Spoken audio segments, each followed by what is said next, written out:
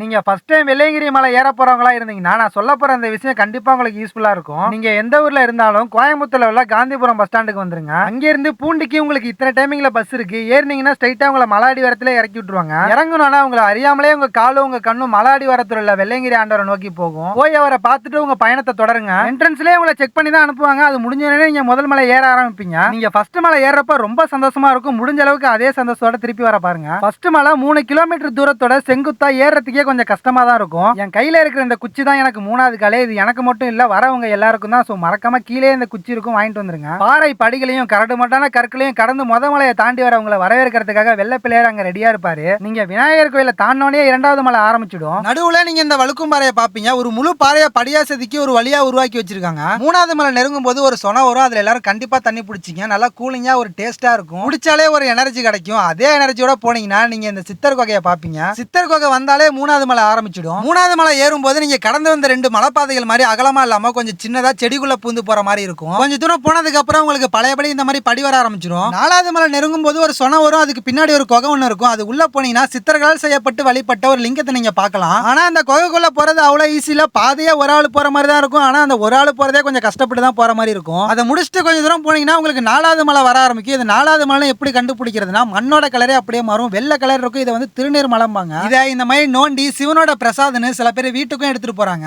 4வது மலையோட பாதை இந்த மாதிரி நடுவுல பாறை கற்களால தான் இருக்கும். அதை கடந்து நீங்க போய்கிட்டே இருக்கும்போது கொழுக்கு மலையில இருக்கிற அந்த ஒரு பாறை மாதிரி இங்கேயும் நீங்க ஒன்ன பார்க்கலாம். 4வது மலையை முடிக்க போற நேரத்துல பாதை உங்களுக்கு கொஞ்சம் ஈஸியா இருக்கும். அதே சமயத்துல பாதை கொஞ்சம் டேப்பரா ஏறும். ஏறதுக்கு கொஞ்சம் கஷ்டமா இருக்கும். எப்படியோ நீங்க ஏறி வந்துட்டீங்கன்னா இந்த ஒட்டன் சித்தர் சமாதியை நீங்க பாப்பீங்க. இந்த ஒட்டன் சித்தர் சமாதி வந்தாலே உங்களுக்கு 5வது மலை ஆரம்பிச்சிடும். இந்த ஒட்டன் சித்தர் யாருன்னு கேட்டீங்கன்னா, நம்ம இப்படி 7 மலையை கடந்து ஆண்டவரை பார்க்க போறோம்ல, அதுக்கு பாதையை உருவாக்கி கொடுத்தவரே இவர்தான். நமக்கு 5வது மலையில இருந்து 6வது மலைக்கு போகக்கூடிய தூரம் கம்மி தான். ஆனா பாதை கீழே இறங்கி மேலே ஏறும். 5வது மலையோட ஸ்டார்டிங்ல பாதை நல்லா இருக்கும். அதுக்கப்புறம் போக போக பழையபடி கரடு முரடா ஆயிடும். 4வது மலைக்கு ஒரு சிறப்பு இருக்கிற மாதிரி 5வது மலைக்கும் ஒரு சிறப்பு இருக்கு. 4வது மலையில மணல் வெள்ளை கலர்ல இருக்கும். 5வது மலையில மணல் சிகப்பு கலர்ல இருக்கும். நீங்க ஃபர்ஸ்ட் டைம் போறவங்களா இருந்தீங்கன்னா இதெல்லாம் எப்படின்னு யோசிச்சுக்கிட்டே போயிட்டு இருப்பீங்க. அதே யோசனையில போயிட்டே இருந்தீங்கன்னா இப்படி எந்த ஒரு சப்போர்ட்டுமே இல்லாம இருக்கிற இந்த பெரிய பாறாங்கல்ல பாப்பீங்க. இதை வந்து பீமன் களி உருண்டம்பாங்க. இதை நீங்க பார்த்துட்டாலே இதுல இருந்து உங்களுக்கு 6வது மலை ஸ்டார்ட் ஆயிடும். 6வது மலையில இருந்து 7வது மலையை பாக்குறப்ப கிட்டக்க இருக்கிற மாதிரி தான் இருக்கும். ஆனா அதுதான் கிடையாது. கொஞ்சம் பெண்டு